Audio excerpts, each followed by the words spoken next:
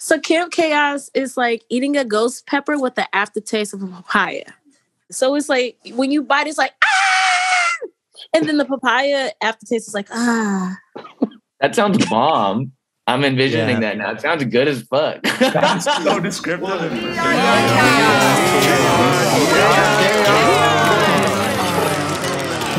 Welcome to Chaos Radio. This is the story of 80 artists from around the world experimenting in collective creation. Over the next 8 weeks, we'll be pushing the limits of music, Web3, by creating 21,000 unique art pieces under the shared artist name, Chaos. Join us as we witness this artist grow, fall, rise, and we hope, ultimately, thrive. We're calling our community of makers Camp Chaos. And here at Camp, we believe the most exciting part of this project is the making of it. So come join us backstage with Song Camp, a little family of music and love in Web3. Climb down into the pit orchestra while we rehearse for our final performance, making art as Chaos. Will we be able to let go of our egos enough to truly own this work collectively? Can we survive off the promise of a future NFT drop? Will we harness the power of chaos? Or be consumed by chaos? I'm Yara. And I'm LosA. Let's find out together. Welcome back, Camp Chaos listeners. If you've been following along with the journey so far, then you know we've been hard at work building the headless band known as Chaos. But if this is your first time here, I'd recommend you scoot back to the beginning and listen to episode 1, 2, and 3 of Chaos Radio to catch up on where the experiment is at so far. But today in episode 4, we're covering some of the most important happenings of Act 3, the last 2-week chunk of camp before we transition into release planning mode. And we'll be starting off this episode by touching on the importance of lore and how Eris, the goddess of discord and chaos, has become a key character in the immersive digital theater that we're creating here together. Then we'll dive into the 2 teams that we haven't really touched on that much yet, the dev team and the visual team. And of course, you know, we gotta give you a little sneak peek of music along the way. And after that, we will revisit the importance of value flow, how we're all getting paid that cash money, honey. We'll end this episode with a little teaser on the transition into Act 4, Rebirth. As a reminder, we're dividing the 8-week camp up into 4 acts. Act 1, Order, Act 2, Disorder, Act 3, Entropy, where Eris introduces complete chaos. And then there's Act 4, Rebirth, which we'll talk more about in the next episode, focused on the release planning leading up to the big mint day on June 3rd, 2022. But for now, let's first focus on what went down in Act 3.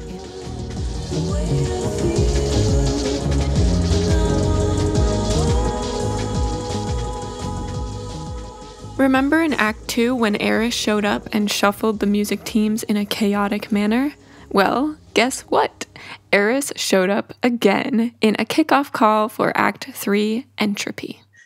Guys, something's happening. Some sort of energy's happening right now. I don't know what's happening. Somebody's taking over my screen. I think Eris wants to talk to us. Eris! Oh, snap. Eris is here. ¿Cómo estás, Eris? Eris is sharing something. To be offered worldly riches and opt for wisdom and confidence, I believe that you all may be truly capable of harnessing the extent of my creative power. So now I plunge you into full chaos. Become one entity and bite from the red apple, for together you have earned an opportunity to receive true fortune. May you find harmony together in the chaos.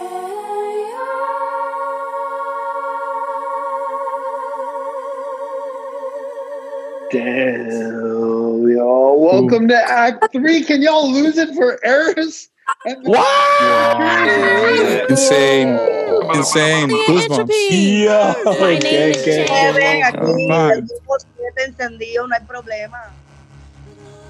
The music teams were originally separated into houses of 12 musicians each, and these teams and houses were dissolved and completely destroyed by Eris. We went from being 3 separate large groups to being one single enormous group of music makers. Act 3 is here. Entropy is here. Chaos is spoken. There are no more houses. We are now a network. I feel like we all need to just make a bunch of noise for some reason right now. I just feel like we all need to just like... Together. We're all separate. Peace and love, y'all. Listen to it. Good man, too. Yes, Jen. Big too. Can we get an AMA with Eris next week? I'm screaming out, hey y'all, still making it fail. It's about to be chaos. It's about to be chaos. I'm screaming out, hey y'all, still making it fail.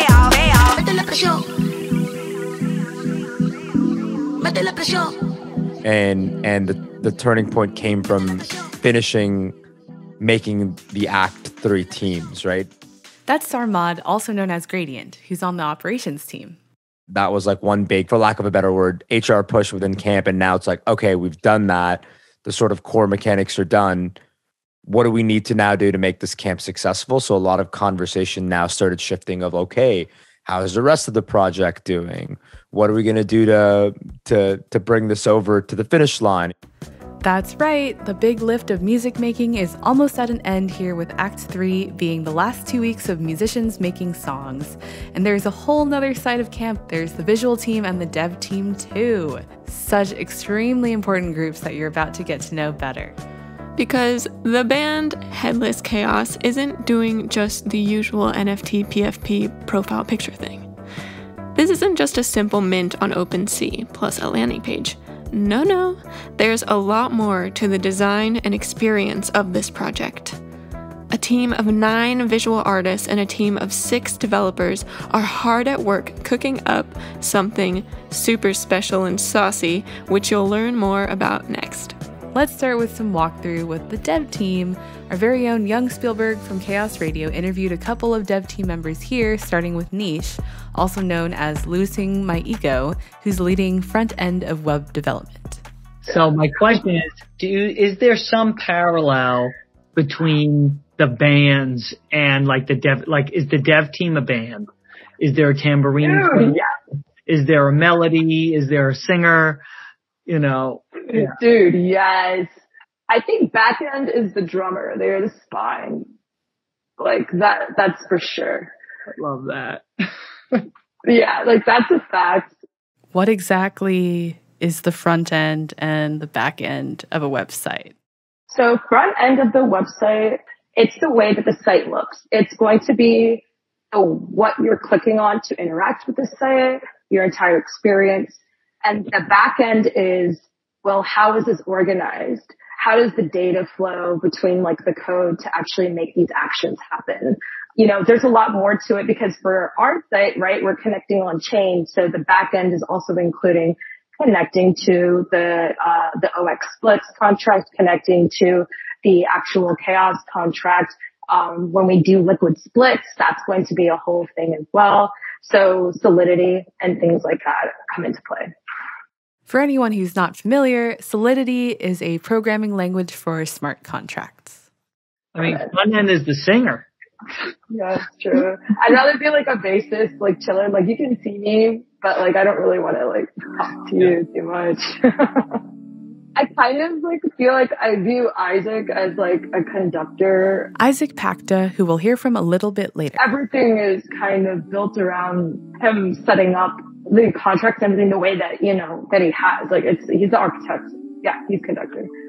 We will all see this, but like, what did you build? Like, I know there's like a player, I know like, but like walk me through and then maybe the process of what did you think you were going to build in the beginning? And then as the requirements kind of got chopped up, what did you end up with? I thought in the beginning that we were going to be building a site that was like an about page a page that just had, you know, all the songs listed and like a mint page, like super basic, you know, and I think like that idea lasted like 30 seconds because the second the camp started and you kind of realized what's going on, and I think everybody just felt a similar way, like, and thought this needs to be something that's more of an experience. Like, this isn't going to just be a flat minting site.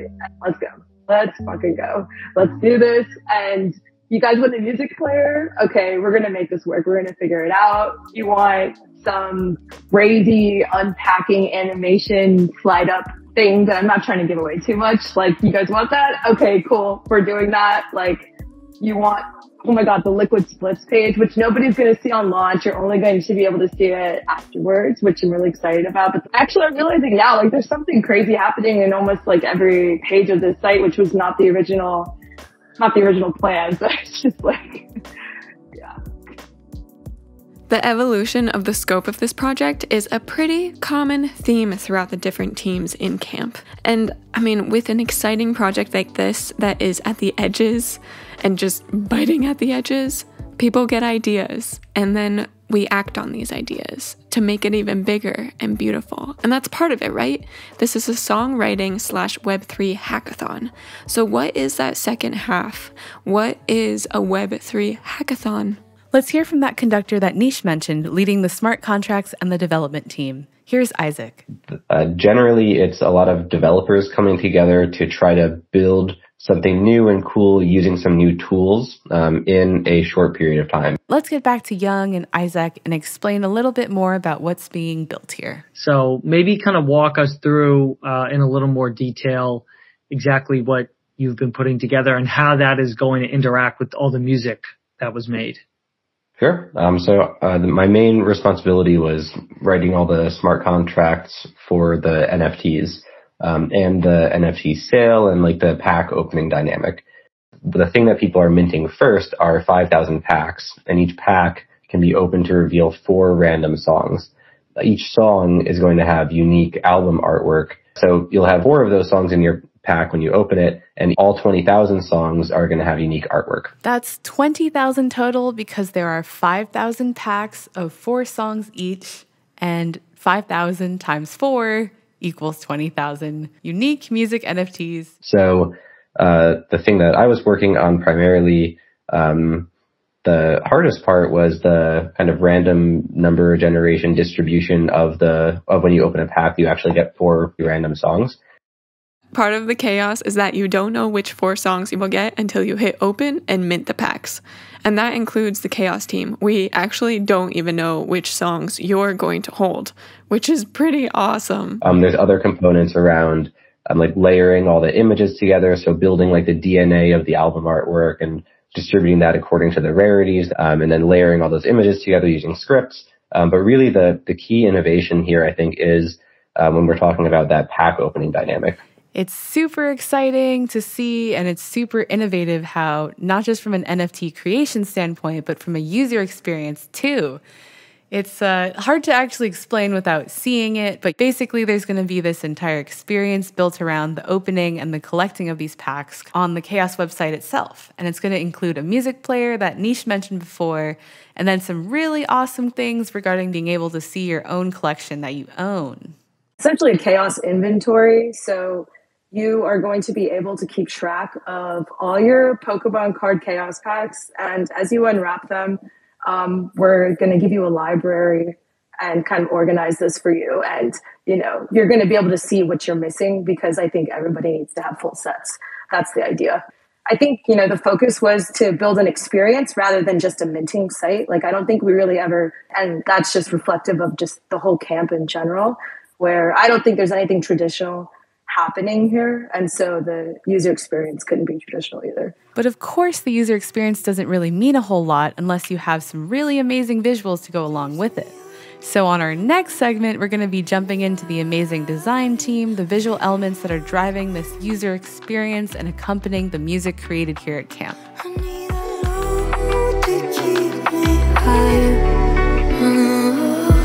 Two drifters, me and my nemesis in winter. Slow kissing, or is it biting? Can't remember. 3 wishes, genie blues, halfway to Denver. Sky looked dark and you wanted it wetter. No umbrella, just Ella, no agenda. Make it friends. Okay, so you saw from the presentation that we have an absolutely fucking enormous project ahead of us. That's right. That's Peace Node, my dear friend, talking to his team of designers. Peace is the fabulous steward for the design team. 3 visual artists across the 3 acts in which music was going to be made. And they each made 12 panels, 1 for each song. And we, as a team of 9 visual artists, then came up with different ways to treat these images, different ways to format them. We use like analog analogies, like making a J card for a cassette or a vinyl album cover. And along with that, we worked with Isaac on the build team in putting together this generative collection to make 21,000 unique album covers. Peace Node actually hit me up. That's Jamie Cornelia, a designer helping to create those 21,000 visuals. I was like, yo, these are hard. And I was like, bet, I appreciate you. And he was like, you did these parts of the edits too? And I was like, yeah, I edit everything myself. And then he was like, yeah, you should, I want to bring you in on the visual team. And then it was also cool because the visual team kind of works a little bit different than the audio team. Because like I remember the first call being a visual artist, they were like, okay, so what are we doing exactly? And like, what are you doing? And maybe I can send this to you. But by the end of the act 2, I feel like everybody had a grip on what they were going to present in reference to like collage work. So like cutting out pictures and then bringing them onto the computer and then cleaning them up in the computer and then making the digital collage on the computer. If you haven't seen Jamie's work, do yourself a favor and go check it out. And there's such a chaotically beautiful combination of different mediums and styles from the 9-person design team. Everything from digital motion graphics to real physical watercolor and oil painting all being smashed together to create these one-of-a-kind art pieces. The cool thing about the visual team is something I've never done before, which is like, I'll turn in something and it's a piece of something bigger. So it's almost like the visual team is working just like the audio team is working. And you don't really know where your piece of art is going to be at. And then whenever you get it back, it's like, it's crazy how our art is going through all these different hands. And you would think it would look crazy, but it's actually insanely uniform. Like, I just think Peace Node is doing a really good job at like being Peace Node, man. I'm so stoked for you to see these creations. The first time that I saw them, I literally started tearing up immediately. You can tell that there are many hands that touched it, but it has a uniform look and feel to the artwork, like Jamie said. And that's because there's so many amazing artists that are combining their forces, working together. For example, here's Carrie, another visual team member, talking about his inspiration with the theme of chaos. We think of the world as very, is entropic a word? The entropy, the going from states of order into chaos, where we are constantly trying to battle this kind of decay and things of the natural world. But when you go deep, all of this nature, everything came from disorder and chaos and nothingness, as far as we know. So that was kind of the theme of the entire catalog here. And of course, some artists drew inspiration from the lore and Eris. Another designer, Hysteria Ekis, talked with music guide Kathleen about this very thing. Yeah, the theme is like it's the story of the chaos, Eris, and she's the goddess of. And so I let be inspired by this. Cool. And I do some research about Eris and chaos, and actually in this process too, you to stop to try to control everything in your life and like learn to dance and flow with chaos, because you cannot control that. So that's perfect. It's my process, so I will talk about that. So here's Private Woman sharing some overlaps with the music team. It's so interesting to hear the parallels between the experience on the music teams and the visual team. It's just really cool to be amongst a group of people that you don't really know. And like, I feel like sharing in the creative process is like very vulnerable, and it's cool to get to be vulnerable in this way. Because I just haven't really been knowing where I wanted to go visually recently. So, just having all the support and love from the visual team and the other artists, and like even like the musicians, like I've had a couple of musicians tell me like, oh, I hope our song gets your graphic. You know what I'm saying? Like getting all that love and stuff like that, it means a lot. It's super cool that there's some parallels in the creative families that are being created in this camp. There's a sense of vulnerability and support permeating across the teams, and turns out that's definitely true with the design team, and as we've uncovered in previous episode, and if you're a musician yourself, you know it's very true with the music team. This network trust is built upon the idea of compensation and value flow, how we're actually paying each other, which we've talked about in the previous few episodes. So up next, we're going to do a check-in again into that compensation and value flow aspects of camp. But it's difficult, I'm tired of that, oh I swear. It's starting to haunt me. If I could just call to say what's on my mind. If I could just tell you honestly this time, if that's alright. Think too many thoughts from all alone, taking extra long on the drive home. Got too much to say, it's a mouthful. This is awful, baby, this is my fault.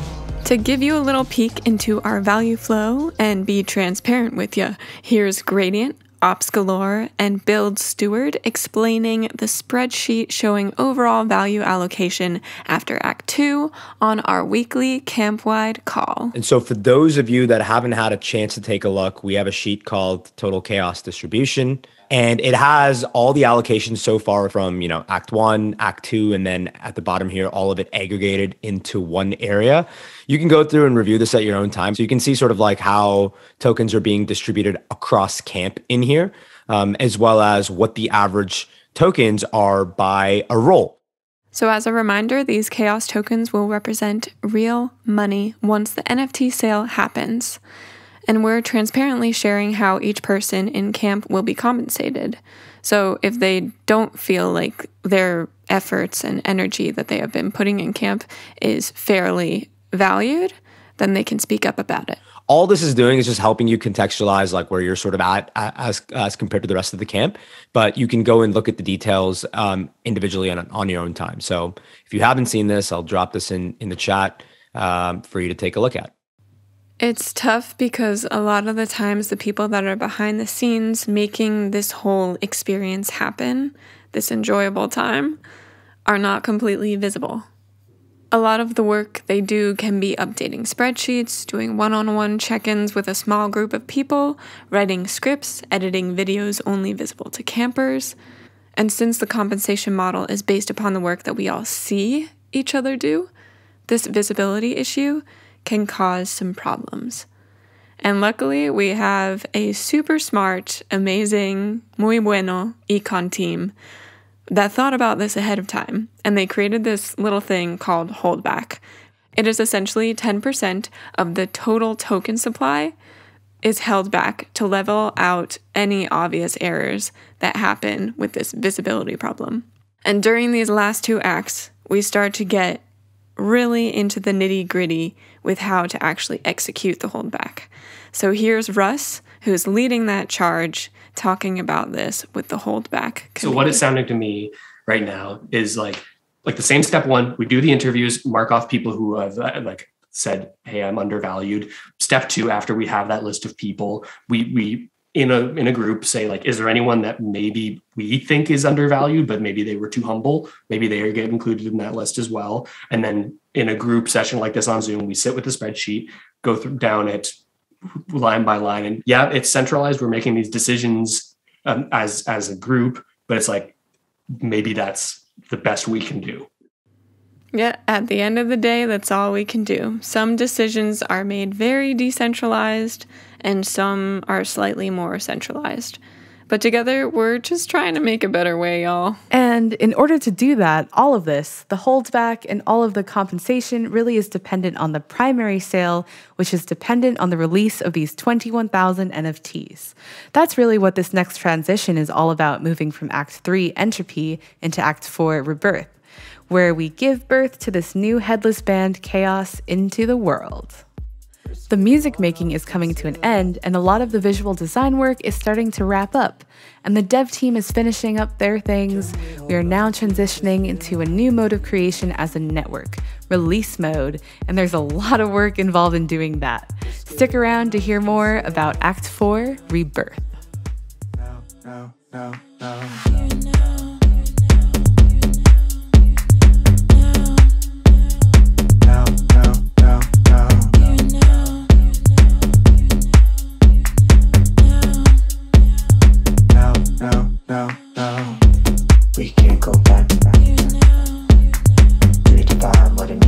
We're sort of heading towards, we've built this amazing machine of production, and now we are shifting this machine towards telling this story publicly, soaking and saturating Twitter and platforms with this story, and rolling this sucker out.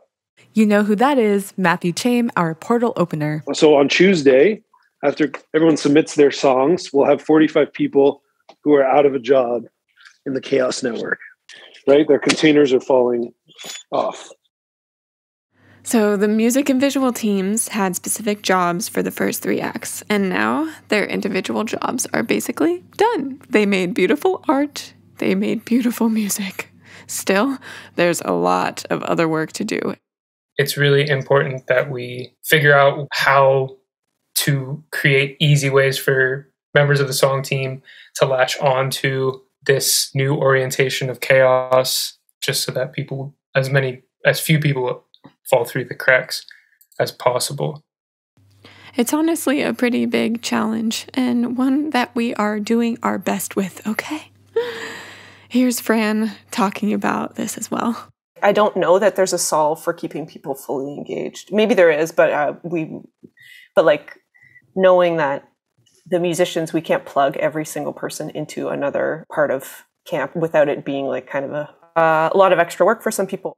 This is what Mark Redito has mentioned several times before, that there is an admin cost. It's a lift to onboard and manage a team of people to complete a task. Still, there is an incentive for people to stay engaged because there is a compensation coordinate cycle left. Based on the work we do, we're going to give each other more tokens, which then in turn turns into supercharged NFTs, which then represents real money. Everyone's going to own this project with these supercharged NFTs, but some people will own it passively. Others will want to actively maybe keep building it. And we can solve for that if there's some sort of scaffolding for that to happen and incentive mechanics for it to happen.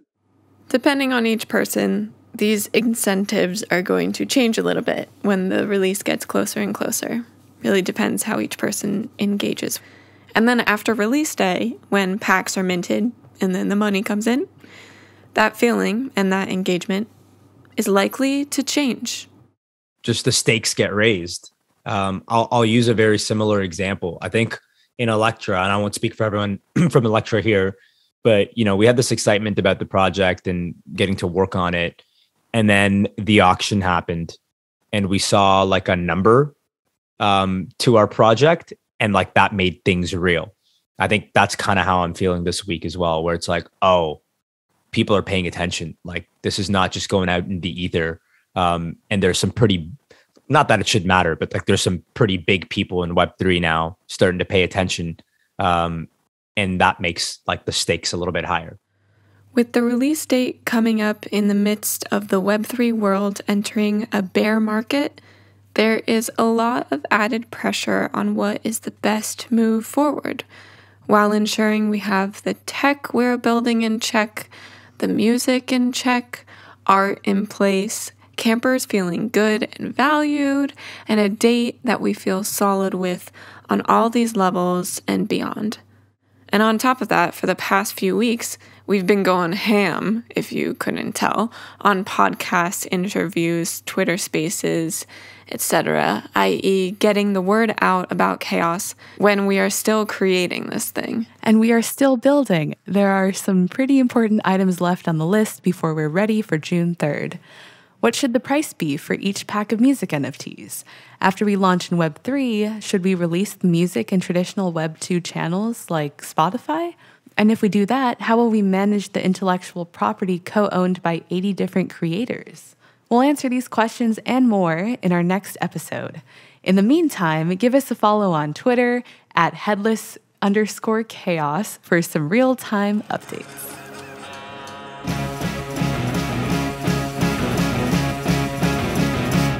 This episode was brought to you by Songcamp and Eris, goddess of discord and chaos, release party planning parties, bear market blues, coordinate gratitude notes, heartbeat call energy, Twitter space marathons, and great Web3 fun.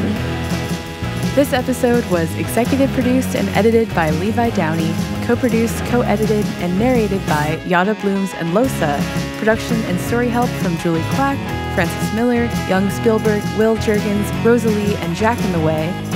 Theme music by Josh Libby, mastered by Conor Dalton. Special thanks to Matthew Chain, portal opener of Songcamp, and listeners like you. Woo woo!